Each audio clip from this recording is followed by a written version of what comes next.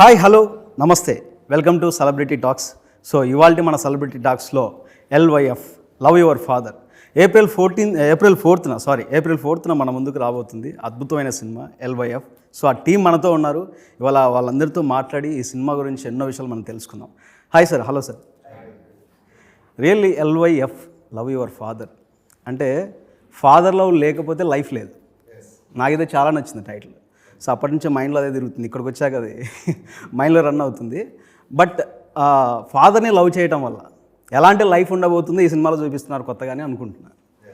So extraordinary title LYF అనేది, love your father అనేది. So director గారు కేతరాజు గారు, పవన్ కేతరాజు గారు. సో ఈ టైటిల్ తీసుకోవాలని ఎందుకు అనిపించింది? ఈ కథకి ఆల్మోస్ట్ ఈ కథలో ఉన్నది ఆ టైటిల్లో ఉందని అర్థమవుతుంది. ఈ కథే ఆ టైటిల్. ఈ కథను ఏదైతే రాస్తున్నామో ఇది ఒక లైఫ్ జర్నీ అనమాట. ఆ కథ మొత్తాన్ని ఒక లైఫ్ జర్నీలో ఫ్రేమ్ చేసిన కథ అనమాట. ఈ టైటిల్కి మించిన ఈ కథకి ఇంకో పేరు దొరకదు అనమాట. మీ సినిమా థియేటర్లో నుంచి వచ్చిన తర్వాత ఏప్రిల్ 4th కరెక్ట్ టైటిల్ అని వేస్తారు మీరు. ఓకే. సో ఎందుకంటే మన ఫాదర్ ఎమోషన్తో మన మదర్ ఫాదర్ ఎమోషన్లే మనని జర్నీ చేసి ఇప్పుడు ఇదవుతుంటాయి. ఇప్పుడు మనం ఏం పని చేసినా అమ్మా నాన్నకి చెడ్డ పేరు తీసుకురాకూడదని ఒక ప్యారల్గా మన మైండ్లో రన్ అవుతూ ఉంటుంది. ఏం చేసినా మనం ఏం పని అని చేసినా సో మా అమ్మకి చెడ్డ పేరు రాకూడదు, మా నాన్నగారికి చెడ్డ పేరు రాకూడదు, అది ప్యారలల్గా అందరికీ రన్ అవుతుంటుంది. సో అలాంటి కొడుకు కదే. వాళ్ళ నాన్న కోసం ఏం చేశాడు, తండ్రి కొడుకు కోసం ఏం చేశాడు. రైట్. బ్యూటిఫుల్ జర్నీ, తండ్రి కొడుకులు బ్యూటిఫుల్ జర్నీ ఇది సినిమా. రైట్. సో కన్న ప్రతి తండ్రి ఒక బాధ్యత కాబట్టి సో పేరెంట్గా తమ పిల్లలకి ఎంతో చేస్తూ ఉంటారు. బట్ మీకు ఈ థాట్ ఎలా వచ్చింది లవ్ యువర్ ఫాదర్ అంటే? ఏదో చెప్పాలనుకుంటున్నాను మీరు, అంటే మీ రియల్ లైఫ్లో ఏదైనా మీ ఫాదర్ మీకు ఉన్న దాంట్లో జరిగిన దాంట్లో మీరు ఏదైనా మిస్ అయ్యి ఇప్పుడు ఏదైనా అందరికీ చెప్దాం ఈ విషయం అనేది ఏదైనా? అదేం లేదండి, మా జీవితంలో జరిగిన ఇన్సిడెంట్ కాదు ఇది. ఓకే. ఒక పేపర్ ఆర్టికల్లో చూసి ఇన్స్పైర్ అయిన ఒక రియల్ ఇన్సిడెంట్ కథని దాన్ని ఫ్రేమ్ చేయడం జరిగింది. ఈ ఫాదర్ క్యారెక్టర్ వచ్చేసి మన రాయలసీమలో జరిగిన ఒక సోషల్ సర్వీస్ చేసే ఒక వ్యక్తి, ఎక్కడ అనాథ శవాలు కనబడిన దహనం చేయించడం, తన డబ్బులతో చేయించే ఒక క్యారెక్టర్. అది బాగా కనెక్ట్ అయ్యాను ఎమోషన్తో. ఎందుకంటే అది గొప్ప విషయంలా ఫీల్ అయ్యాను. ఎందుకంటే ఒక రకంగా అతను వేరే కమ్యూనిటీ అతను, కానీ మన హిందూ ధర్మం ప్రకారం జననం మరణం అన్నీ ఆ శివుడు ఆజ్ఞని నమ్ముతాం.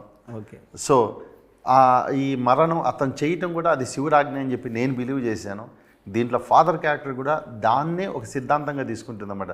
ఎక్కడన్నా శవం కనబడినా ఇచ్చేస్తూ ఉంటాడు. అలాంటి ఒక మంచి క్యారెక్టర్, ఒక మంచి సోషల్ సర్వీస్ చేసే ఒక మంచి ఫాదర్. ఆ ఫాదర్కి ఒక మంచి అబ్బాయి, కాలేజీ గోయింగ్, చక్కగా పక్కన ఒక అందమైన అమ్మాయి ఉందిగా, అమ్మాయితో లవ్ అఫైర్లు, అది అందమైన పార్కుల్లో షికారు చేసే కుర్రాడు. ఇంత హ్యాపీగా ఉన్న జర్నీలో వాళ్ళ జీవితంలో కమర్షియల్ ఫిల్మ్ కాబట్టి ఒక ప్రాబ్లం వచ్చింది. ఆ ప్రాబ్లం నుంచి ఎలా వీళ్ళని రన్ అయింది, జీవితం ఎలా రన్ అయింది సినిమా. Super sir. అంటే అది శివుడి ఆజ్ఞ అన్నారు కదా, ఆ విషయం మళ్ళీ తర్వాత నెక్స్ట్ వస్తా. SP Charan sir. So SP అనగానే మనకి ఫస్ట్ బాలసుబ్రహ్మణ్యం గుర్తొస్తారు, ఆ తర్వాత చరణ్ గారు గుర్తొస్తారు. నాకైతే సార్ మీరు ఈ సినిమాలో మిమ్మల్ని చూస్తుంటే హీరోతో మీకున్న సీన్స్, ఆ సన్నివేశాలు అంటే చాలా క్లోజ్గా, అంటే ఫాదర్ అండ్ సన్ లాగా కాకుండా ఫ్రెండ్లీగా, చాలా ఇద్దరు ఒక ఫ్రెండ్స్ ఏమో అన్నట్టుగా. నాకు ఈ సినిమాలు మిమ్మల్ని చూడగానే నాకైతే ఫస్ట్ SP బాలసుబ్రహ్మణ్యం గారు చేసిన 2 సినిమాలు నాకు టక్క నా మైండ్లోకి వచ్చాయి. రెండోది మిథునమా? మిథునం కంటే ముందు. సో మిథునం ఓకే, అదొక డిఫరెంట్ జానర్.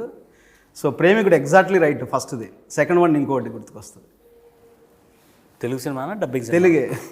సరే ఇంకో క్లూ ఇస్తా, వెంకటేష్ గారు హీరో. ఓ అదా, ఓకే ఓకే. అది తమిళ్లో కూడా నాన్నగారే చేశారు. విజయ్ పవిత్ర బంధం. సూపర్. అందులో కూడా ఫాదర్ క్యారెక్టర్ బాలసుబ్రహ్మణ్యం. సో ఒక మిలీనియర్ ఫాదర్గా పవిత్ర బంధంలో కానీ, ప్రేమికుడి సినిమాలో అందమైన ప్రేమరాని చెయ్యి తగిలితే అనే పాటలో ఇద్దరు, అంటే ఒక ఏజ్ డిఫరెన్స్ ఎంత ఉన్నా కానీ ఈ ఏజ్ డిఫరెన్స్ కనిపించకుండా ఎంత ఫ్రెండ్లీగా అది క్యారెక్టర్స్ ఉంటుందో అదంతా నాకు ఇక్కడ కనిపించింది. సో నాకైతే మళ్ళీ నాన్నగారు గుర్తుకొచ్చారు మిమ్మల్ని చూస్తే. Thank you. ఎలా అనిపించింది ఈ సినిమాలో ఈ క్యారెక్టర్ మీరు చేయడం? వెరీ ఒక ఆనెస్ట్ పర్సన్ కిషోర్. అండ్ తన కొడుకు గురించి ఏం చెయ్యాలో ఆ బాధ్యతలను నిర్వహించే ఒక తండ్రి. అండ్ ఒక సొసైటీలో మంచి చేసే ఒక వ్యక్తి. అండ్ మరీ ఎక్కువ భాషణలు అవన్నీ ఏమి ఇవ్వకుండా తన జీవితం తను ఎంచుకున్న ఆ పాత్లో ఆయన నడిచి వెళ్తూ ఉంటారు. అండ్ ఆ ఆదర్శంగా ఆయన జీవితం ఉంటుంది. అది చూసి వాళ్ళ కొడుకు మారాలో లేకపోతే అలా ఉండాలి అని అనుకునే ఒక ఫాదర్ అనమాట. కానీ పిలిచి లెక్చర్ ఇచ్చేలాంటి ఫాదర్ కాదు, ఫ్రెండ్లీగా చెప్పే ఫాదర్. రైట్ అంటే బేసిక్లీ ఎస్పి బాలసుబ్రహ్మణ్యం లాగా. Right sir. ఇంకో వన్ మోర్ థింగ్ ఏంటంటే, సో నేను రీసెంట్గా ఒక పర్సన్ని కలిసి, ఒక పర్సన్ మీన్స్ ఒక సింగర్. సో చాలా సినిమాల్లో ఒక 350-400 మూవీస్లో సాంగ్స్ పాడిన సింగర్ మన తెలుగులో రవివర్మ గారు. మీకు ఐడియా ఉందో లేదో. సో అతను నేను రీసెంట్గా కలిసినప్పుడు ఎస్పి బాలసుబ్రహ్మణ్యం గారికి నేను ఏకలవ్య శిష్యుని, అంటే ఆయన చూస్తూ పెరిగాను, ఆయన చూస్తూ పాటల పట్ల అభిమానాన్ని పెంచుకున్నాను. సో ఆయన్ని దూరం నుంచి ఆరాధిస్తూ గురువుగా భావించి నేను ఈ ఫీల్డ్లోకి వచ్చానని చెప్పేసి. సో ఇలా ఏకలవ్య శిష్యులు చాలామంది ఉన్నారు ఎస్పి బాలసుబ్రహ్మణ్యం గారు. సో మీ ఇంట్లో ప్రత్యక్షణ మీరు ఆయనతో పెరిగి సో తండ్రిగా ఉండి ఎలాంటి ఇన్స్పిరేషన్, అంటే సింగర్గా కాకుండా మీరు నటుడిగా ఇంట్రొడ్యూస్ అయ్యారు. సో దాని గురించి మీరు సింగింగ్ సైడ్ ఎందుకని పూర్తిగా ఎఫర్ట్ పెట్టలేదు, ఎందుకు వెళ్ళలేదు అనేది చిన్న క్లారిఫికేషన్ కోసం. ఓకే, అది ఈ లైవ్ సినిమాకి ఎలా సంబంధించిందో నాకు తెలియదు కానివ్వండి, కానీ అవకాశం దొరికింది కాబట్టి మీరు అడుగుతున్నారు, నేను కూడా సమాధానం చెప్తా. ఇది బై చాయిస్ కాదండి. ఎవరైనా ఒక కళాకారుడు కానివ్వండి, లేకపోతే ఒక యాక్టర్, ఒక సింగర్, ఈ ఇండస్ట్రీ గురించి మాట్లాడతా. I don't know about other industries. దానికి ఆ మిగతా ఇండస్ట్రీస్లో చదువుకొని ఒక కెరియర్ని మనమే సృష్టించుకుంటాం. ఒక డాక్టర్ కానివ్వండి, ఇంజనీర్ కానివ్వండి, ఇదంతా ఆర్ట్స్, ఇదంతా మన స్కిల్ని బట్టి ఉంటుంది. మనకి ఎంత టాలెంట్ ఉందో దాన్ని బట్టి ఉంటుంది. నేర్చుకోవచ్చు, ఒక మోస్తరుగా ఒక లెవెల్ దాకా నేర్చుకోవచ్చు. ఫైట్ నేర్చుకోవచ్చు, డాన్స్ నేర్చుకోవచ్చు తను చేసినట్టుగా. ఇప్పుడు I wish this movie is a big hit and he becomes a big star. I pray that he gets all these opportunities. ఇప్పుడు రేపు ఒక 2 years లేట్ అయింది అనుకోండి, ఇప్పుడు తన సినిమా ఎంపిక చేసుకోవడానికి డిలే అయింది. ఒక story he wants to pick up film, అది డిలే అవుతుంది 2 years. అప్పుడు మీరు వచ్చి ఎందుకు మీకు ఆపర్చునిటీస్ రావట్లేదని ఎందుకు అడుగుతారు? ఇప్పుడు నేను సింగర్ 96 నుంచి నేను పాడుతున్నాను. దాదాపు 30 odd years I think, I don't know, what ever మీరు లెక్కేసుకోండి. ఒక సింగర్గా నేను ఇంట్రడ్యూస్ అయ్యాను, ఒక యాక్టర్గా ఇంట్రడ్యూస్ అయ్యాను. దాని తర్వాత నేనేం చేస్తానో, ఏం పాడతానో, ఎలా యాక్ట్ చేస్తానో అన్నది అందరి ప్రొడ్యూసర్లకి, మ్యూజిక్ డైరెక్టర్లకి తెలుసు. నేను పని చేయని మ్యూజిక్ డైరెక్టర్ లేరు. ఇప్పుడు వాళ్ళు పిలిచిన తర్వాత లేదండి నేను పాడటం లేదు, నేను ఒక బ్రేక్ తీసుకుంటున్నాను, ఏ సింగర్ నన్ను అంటాడా? నేను ఎందుకు అంటాను? ఇప్పుడు మీరు ఎందుకు సార్ ఇంత డిలే చేశారు, ఎందుకు బ్రేక్ తీసుకున్నారో, లేకపోతే ఎందుకు మీరు పాడటం లేదని అడగటం కన్నా మీరు మ్యూజిక్ డైరెక్టర్స్ దగ్గరికి వెళ్ళి ఎందుకు సార్ చరణ్ని పాడనివ్వట్లేదు అని అడగండి. ఇప్పుడు రవివర్మ గారు 350 సినిమాలు చేశారంటే నిజంగా hats off to that gentleman. నేను కూడా అన్ని పాటలు పాడానా, అన్ని సినిమాలు పాడానా అని కూడా నాకు తెలియదు. ఆయనకు కుదిరిన అవకాశాలు నాకెందుకు దొరకట్లేదని మీరు మ్యూజిక్ డైరెక్టర్ని అడగాలి. ఇప్పుడు రవివర్మ గారు ఒక 5 ఏళ్ళు వర్క్ చేయకుండా ఉన్నారంటే ఎందుకంటే మీరు పాడటం లేదని అడిగితే ఎట్లా ఉంటుంది ఆయనకి? సో ఆ క్వశ్చన్ కొంచెం మార్చుకోండి. Okay sir. సో మీకు యాక్టింగ్గా ఉంటే సారీ, అంటే నేను అంటే యాక్టింగ్ సైడ్ అంటే ఆఫ్ కోర్స్ కాదు, ఇది నేను మీ గురించి కాదు, ఇది చాలామంది నన్ను అడుగుతూ ఉంటారు అన్నమాట. ఎందుకు మీరు ఎక్కువ పాడటం లేదు, మీరు ఎందుకు చూస్ చేసుకోవట్లేదు పాటలు? అరే we're dependent on the music director. కరెక్టే సార్, వాళ్ళకి తెలియాలి కదా. ఇప్పుడు నేను బాగా పాడటం లేదని మ్యూజిక్ డైరెక్టర్స్కి అనిపిస్తే నాకు అవకాశాలు రావు.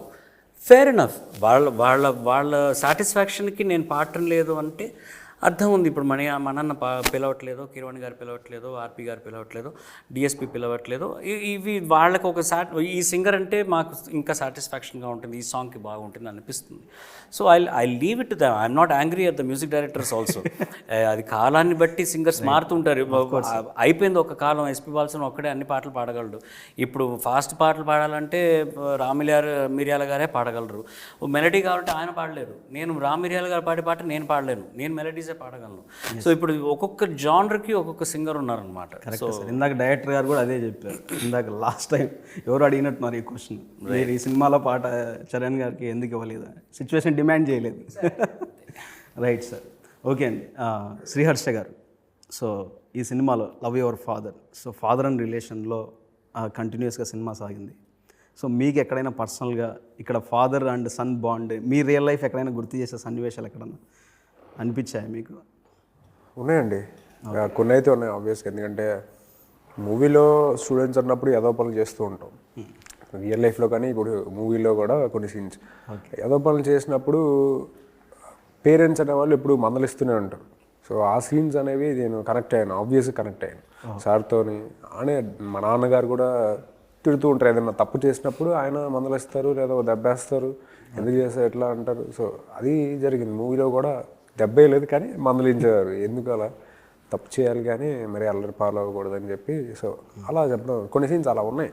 సో ఇక్కడ ఫ్రెండ్లీ ఫాదర్ కాబట్టి ఏమనలేదు అంతే. రియల్ లైఫ్లో నాన్నగారు కూడా ఏమనరండి, అంటే ఆయన జస్ట్ ఒక దెబ్బ కూడా వేసేది అంటే నెక్స్ట్ టైం రిపీట్ చేయడం చెప్పి ఒక చిన్న దెబ్బ అది అది అంతే. రేపొద్దున మీరు ఫాదర్ అయిన తర్వాత అంతే అంతే అంతే just generation wise we keep getting liberal. ఇంకొంచెం అంత స్ట్రిక్ట్గా ఉండకూడదు, ఇంకొంచెం రిలాక్స్డ్గా ఉన్నాం పిల్లలతో. అంటే మన పేరెంట్స్ ఇలాగుంటే బాగుండు అని మనం ఎప్పుడు పిల్లలుగా ఉన్నప్పుడు ఊహించుకున్నామో అది మనం ఇప్పుడు పాటిస్తున్నాం మన పిల్లలతో. Correct. That's what's happening. So జనరేషన్కి కొంత చేంజ్ అనేది common thing. Right. So Kapoor garu, before that Kapoor కంటే ముందు పేరేంటో నాకు Kashika Kapoor. So how do you feel work with this team LYF? I'm very grateful. I'm just tired now. Can you give me 2 minutes? Okay, you can. We can in few words. Nothing, I haven't slept well. I just need 2 minutes to function again. Okay. Sir, okay.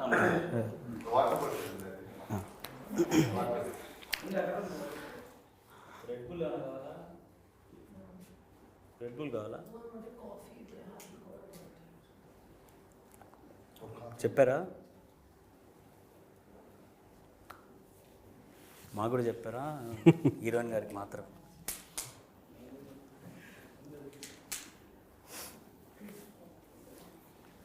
Okay. So Sriharsha గారు, so ఇందులో father and sun బాండే కాదు. So టీజర్లో చూసాం, అఘోరాలు చూపించారు, కాశీలో mostly ఎక్కువ part shoot అయిందని చెప్పారు. సో మైథాలజీ టచ్, ఈ మధ్య కాలంలో ఇలా మైథాలజీ టచ్తో వస్తున్న సినిమాలు మంచి సక్సెస్ అవుతున్నాయి. సో ఎలా అనిపించింది ఈ సినిమా మీకు? ఎలాంటి ఎక్స్పెక్టేషన్ ఉన్నాయి ఈ సినిమా మీద, ఈ సినిమా త్రూ మీ ఫ్యూచర్? సో ఒక మంచి ఒపీనియన్ అయితే క్రియేట్ అయ్యిందని చెప్పి నేను అనుకుంటున్నాను అందరి మీద. అంటే ఒక మంచి సినిమా తీసినప్పుడు ఆబ్వియస్గా అందరి మీద ఒక మంచి ఒపీనియన్ వస్తుంది. ఇక హిట్ అనేది అది సూపర్ హిట్ అయిద్దా డూపర్ హిట్ అయిద్దా అనేది నా చేతిలో లేదు, జనాల చేతిలో ఉంది. వాళ్ళకి నచ్చిందంటే ఆబ్వియస్గా అక్కడ తీసుకెళ్ళి కూర్చోబెడతారు, వాళ్ళకి నచ్చలేదంటే మనం చేసేది ఏం లేదు అది. సో మేము ఎక్స్పెక్టేషన్స్ అయితే ఉన్నాయి, ఈ సినిమా మంచిగా ఆడుతుందని ఎక్స్పెక్టేషన్స్ ఉన్నాయి. అలా అని చెప్పి మనం ఓవర్ ఎక్స్పెక్టేషన్స్ పెట్టుకోకూడదు, అలా అని చెప్పి మరీ ఎక్కువ హోప్స్ కూడా పెట్టుకోకూడదు. మనం గ్రౌండ్ రియాలిటీలో ఉండాలి. అది జరిగితే మనం హ్యాపీయే, జరగనప్పుడు ఏంటంటే ఒక చిన్న నెగిటివ్ ఫీలింగ్. సో మంచి పేరైతే తీసుకొస్తుంది నాకు, మా డైరెక్టర్ గారికి, చరణ్ సార్కి కానీ, హీరోయిన్కి కానీ, క్రూ అందరికీ, ఎవరికన్నా ఒక మంచి సినిమా తీసాం, మంచి పేరు అయితే వస్తుందనే ఒక నమ్మకంతో అయితే మేము ఉన్నాం. ఓకే. సో ఇక్కడ కాశీలో తీసిన సీన్స్లో మరి ఈ మైథాలజీ టచ్ అంటే కొంచెం ఫైట్స్, ఎమోషన్స్ ఎక్కువ, emotions means that means anger ఎక్కువ చూపించి, సో ఫైట్ సీన్స్ ఇలాంటి సీన్స్ ఎక్కువ ఉంటాయి. ఏమన్నా స్ట్రగుల్ అయ్యారా? ఎలా అనిపించింది? స్ట్రగుల్ అనే మాట చాలా తక్కువ. అది స్ట్రగుల్ అనే వాడు చాలా తక్కువ. స్ట్రగుల్ అనే మాట చాలా తక్కువ అండి. అంటే తెలుసు అది టెంపరేచర్ నాకు తెలిసి 47-48 అట్లా ఉండింది వేడి. ఇప్పుడు ఆ టైంలో షూట్, అక్కడ ఫైట్ సీక్వెన్స్, కింద రాళ్ల మీద ఘాట్లో ఆ రాళ్ళ మెట్లు ఉంటాయి కదా, దాని మీద కూర్చోవడం, పడుకోవడం, గ్యాప్కి ఆ ఎండకి తడంతా ఎండిపోతే మళ్ళీ you have to go and get yourself wet continuity కోసం అని చెప్పి. అది తను పాపం చాలా he struggled a lot, he work really hard for this climax. చాలా బాగుంటుంది. But when you see it, that effort is shown on the screen. Right. Days shoot చేసేవాడిని అక్కడ, అందరూ క్యాస్ట్ వెళ్ళిపోయి. సో షూట్ చేస్తున్నప్పుడు ఫస్ట్ డే బాగానే ఉంది, ఇక తర్వాత నుంచి అంటే ఆఫ్టర్నూన్ నుంచి అర్థమైంది మాకు, ఓహో ఇది ఇక్కడ మనం ఈజీగా షూట్ చేయలేమనేది మాత్రం అర్థమైంది. అందులో ఎండ మామూలు ఎండ కాదండి మనకి. ఇంకా అరుస్తున్నప్పుడు యాక్షన్ సీక్వెన్స్లో ఎనర్జీ డ్రైన్ అయిపోవడం వల్ల కళ్ళు తిరగడాలు కూడా జరుగుతూ ఉంటాయి అప్పుడు. You got lucky. You didn't come to Varanasi. Oh yeah. Oh, it was. Almost అక్కడ వాటర్ తాగితే Yeah. అసలు వాష్రూమ్స్ కూడా వెళ్ళే అంత అంటే వెంటనే తాగిన వెంటనే మన స్వెట్ రూపంలో వచ్చేస్తుంది. వాష్రూమ్స్ కూడా రావట్లేదు. అంటే మేము వెళ్ళాలన్నా కూడా 1 కిలోమీటర్ ఘాట్స్లో షూట్ లేదు, అది ఆల్మోస్ట్ 1 కిలోమీటర్ మేము నడవాల్సిందే ఉంది. వాష్రూమ్స్ కూడా అవైలబుల్ ఉండే పరిస్థితి చాలా లేదు. తక్కువ. అన్ని దొరకాలి అంటే ఏదైనా కావాలన్నా దొరకాలి కూడా వెళ్ళేటప్పుడు మంచి జామ పండుల్లా వెళ్ళాం, వచ్చేటప్పుడు మంచిగా నల్లగా రేగి పండులాగా అయిపోయాం మేము అందరం. మామిడి పండు. సో అది టఫెస్ట్ పార్ట్ అంటే నాకు మూవీలో ఏదన్నా అనిపించిందంటే నాకు ఆ కాశీ షెడ్యూలే. ఓకే. బట్ అది రేపు జనాలు చూసి అది నచ్చింది అన్నప్పుడు సినిమాలో హైలైట్ గా నిలిచేది కూడా అవే అవుతాయి. నాకైతే I was waiting for the climax and the fight sequences చాలా కన్విన్సింగ్. నాకు చిన్నప్పుడు చిరంజీవి గారు చేసేవారు చూస్తారా, ఒక కసితో ఫైట్, అలాగ ఉండింది తన పర్ఫార్మెన్స్ చూసినప్పుడు. It was really really good. Sir last question but not least. So mythology touch తీసుకోవడానికి కారణం ఏంటి ఈ సినిమాకి? అంటే ఇప్పుడు ఈ మైథాలజీ టచ్లో ఇది ఒక ట్రెండ్ అయింది, ట్రెండ్ అని తీసుకున్నారా లేదా కథకి డిమాండ్ చేసిందా?